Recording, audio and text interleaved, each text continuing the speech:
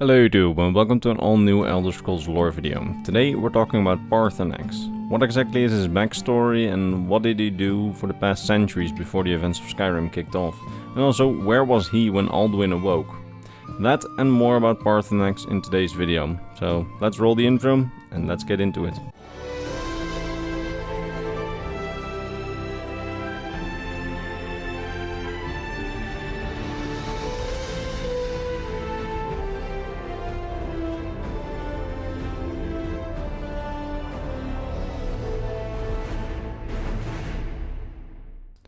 So Paarthurnax, the friendly old dragon that we all know and love. There's much to be said about this particular dragon, but let's start about the beginning. What's the earliest thing that we know about him?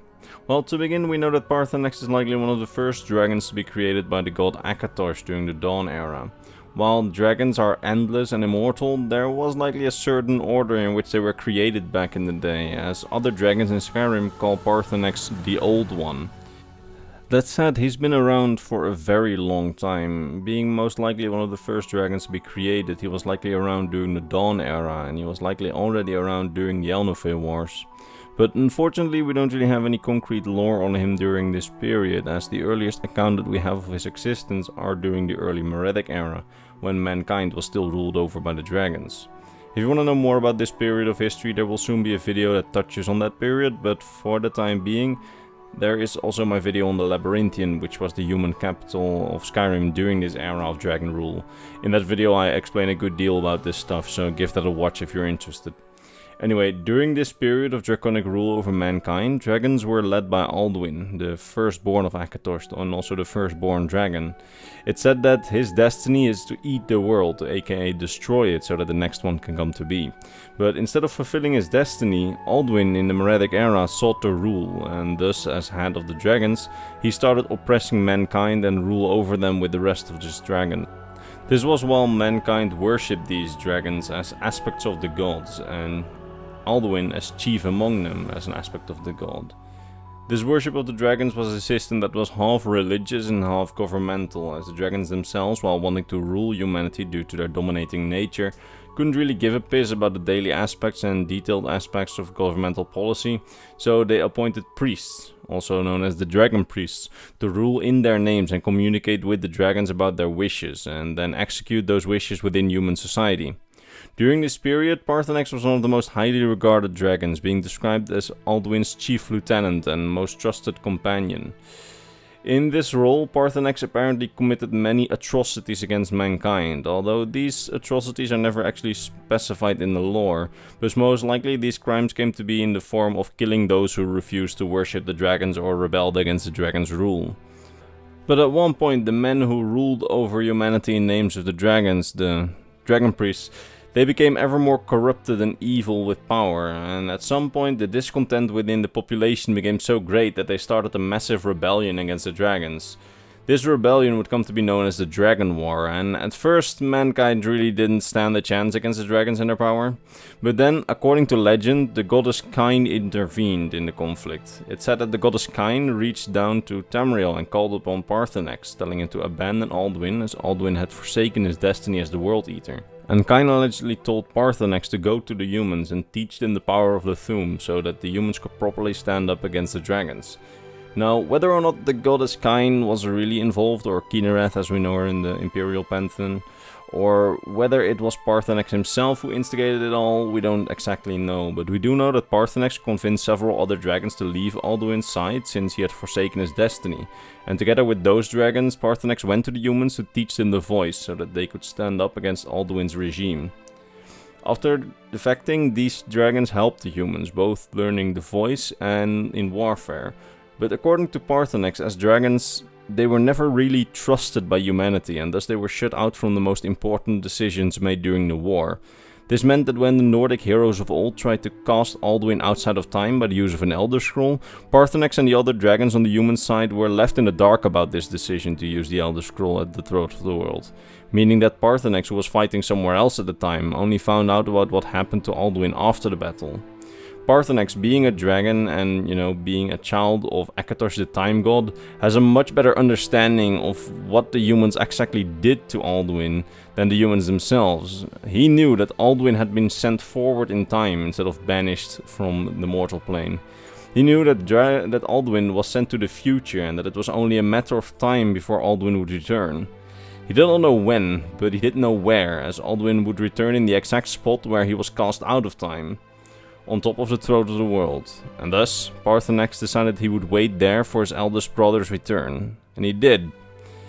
In the first few centuries of waiting on top of the mountain since the Dragon War, he would often come down the mountain to converse with humans, as the dragons that were still alive during this period no longer desired to rule humanity, as most of the ones that had defected Aldwin were the ones that still remained on Tamriel, or those who surrendered at the end of the Dragon War.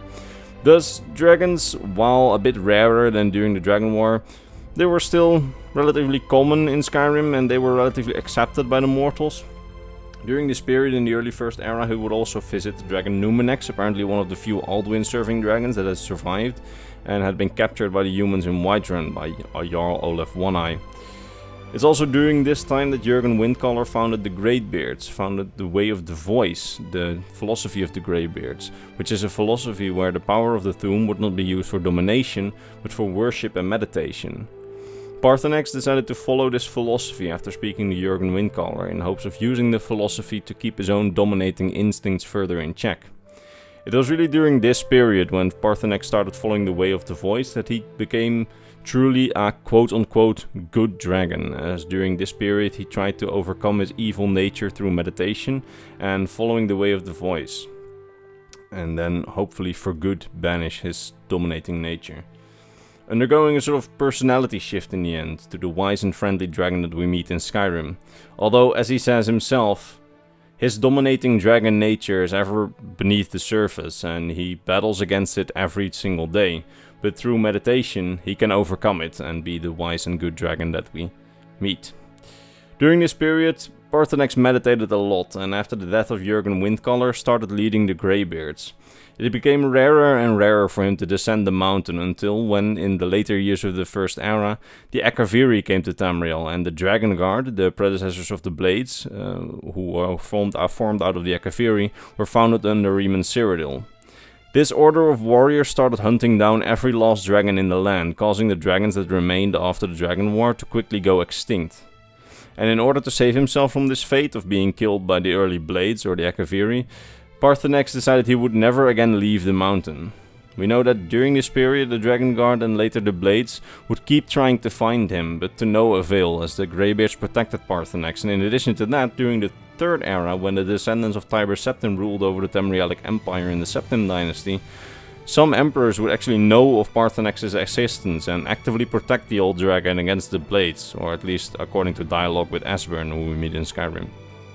During this period, Paarthurnax was lonely. He meditated a lot, waiting for Aldwin's return, ever vigilant.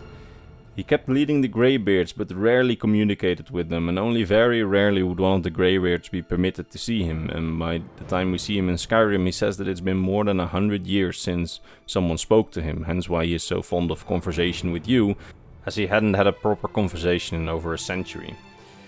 As we all know, in Skyrim, Paarthurnax helps us as the player on our quest to defeat his older brother Aldwin, something he has no particular joy in when the deed is done.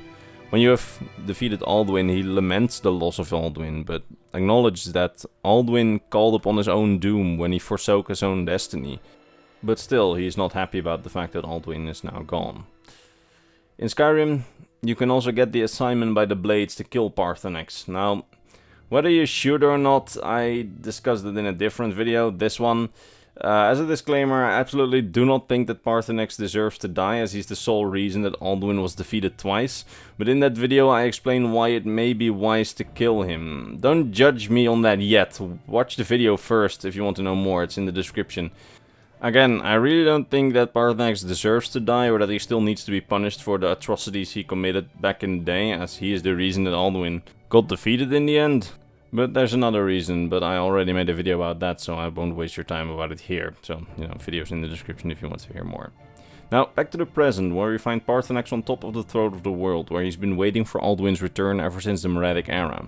But that begs the question, if Aldwin was banished to the future on the top of the world, and if he indeed emerged there like Paarthurnax anticipated, I mean, it was the very thing that he was waiting for and why he's waiting there on top of the mountain, then where was Paarthurnax when Aldwin returned? Well, there is no exact stated lore on the matter, however I do have a theory for you. As we hear from our dialogue with Paarthurnax, he carries no specific hatred for Aldwin, the one he calls his older brother. And the very reason that he sided with the mortals back in the day, either due to the goddess Kain's suggestion or due to his own reasoning, was primarily not because he carried specific hatred for Aldwin, it was because Aldwin wished to rule the world instead of, eat it, which was to be his destiny. But he strayed away from that destiny and simply wanted to dominate. Now, this theory states that when Aldwin came back to the world, Paarthurnax was there when Aldwin returned, and that when Aldwin returned, Paarthurnax and Aldwin spoke. And then Paarthurnax tried either to convince him to give up his quest for domination and get back to his destiny of eating the world, or he would try to convince Aldwin to start following the way of the voice and try to overcome his evil nature as well, just like Paarthurnax had done. But it's almost guaranteed that Paarthurnax was there when his older brother returned and probably spoke to him, as Paarthurnax isn't particularly violent, so wouldn't attack him, at once. But here's where things get interesting. Aldwin, no matter what Paarthurnax would have tried to convince him of, likely would not have wanted to hear it, and it's very likely that when Aldwin returned and that he did not want to be mended, that the two dragons did fight, either because Aldwin exploded with rage and attacked Paarthurnax, or because Paarthurnax hoped he could stop his brother after he couldn't convince his brother. This fight likely ended with a victory for Aldwin, as we can see Paarthurnax being severely wounded in the game, with ripped wings and broken horns, which I theorize might have been caused by this fight.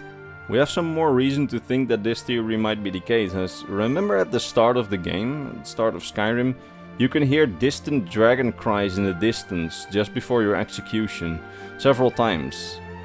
They come from the top of the throat of the world, and everybody in the intro looks towards the mountain.